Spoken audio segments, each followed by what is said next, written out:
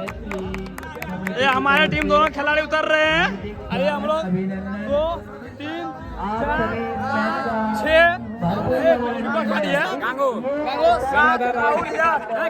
खिलाड़ी है इस टीम का। विपक्ष पार्टी खिलाड़ी दिखा रहे हैं। अब विपक्ष का पार्टी खिलाड़ी है ये विपक्ष पार्टी है हम लोग। ये दर्शक पूरा भरा भरा है एकदम कचाकच। और इस टूर्नामेंट का कुछ नियम है, इसमें केवल 8 खिलाड़ी खेलेंगे और ये सर्कल का होगा। छक्का मारने से बैट्समैन आउट, सिर्फ चौका ही लगता है। चौके का रन जोड़ाएगा, वाइड का रन जोड़ाएगा, बाल सिंगल डबल सब होता है।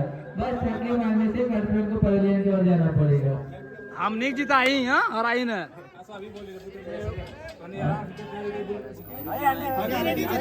और इसमें सिर्फ 8 ही खिलाड़ी खेलते हैं। अभी बच्चों का मैच चल रहा है। ये ऐसा प्रतियोगिता भी चल रहा है जिसमें आप किसी को ना बच्चे बोल सकते हैं और ना किसी को बड़े बोल सकते हैं। कपाल की कॉमेडी कॉम ने तो कपाल अगला जो बड़े ढेर है इस खेल में।